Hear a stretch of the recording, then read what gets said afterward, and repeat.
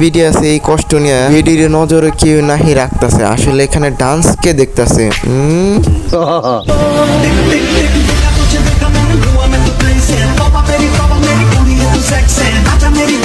Class 10-এর মেয়ের এত বড় চুল, ও চুল না তো এটা শাড়ির আঁচল। যাই হোক, ক্লাস 10-এর মেয়ের এত বড় হলে পাবলিক তো হবেই অচল। মন্টু এটা দেখে এখনই ক্লাস 10-এ ভর্তি হতে চায়। এই হালার কি লজ্জা শরম নাই? সব জায়গায় বাম হাত ঢুকায় দেয়, কিন্তু আজকে আমি ডান হাত ঢুকায় দিব। সবগুলাকে এমন বাঁশ দিব একেবারে করে উঠাবো, দেখাবো নোংরা যত বেডা বেডি। তো গাইস, সবাই হয়ে যাও রেডি।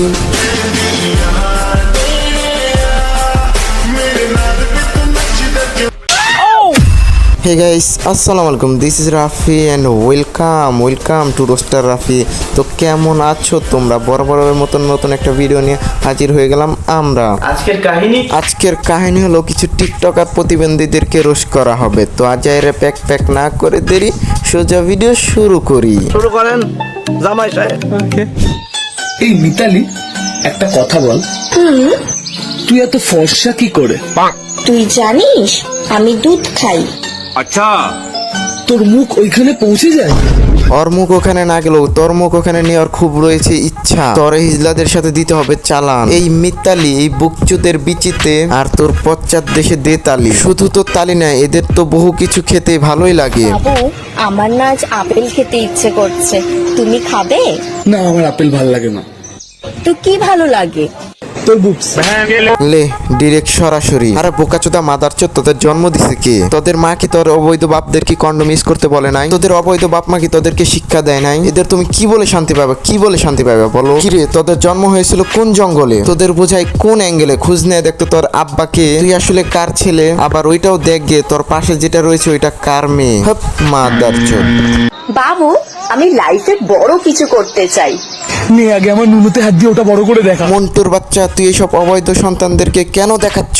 যাদের বাবা মা এদেরকে মানুষ করতে পারে নাই তাদের, যারা অতি জঘন্য অপকর্ম করে আর মা বাবাদেরকে গালি খাওয়ায় তাদের, যাদের জন্ম নিয়ে সন্দেহ তাদের রাখ। আর একটা ভিডিও এদের দেখাবি না।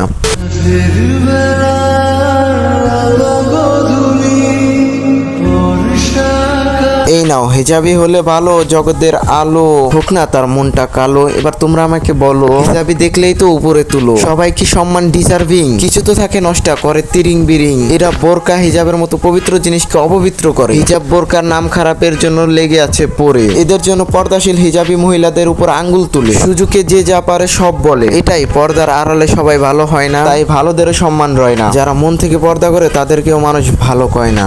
আফসোস।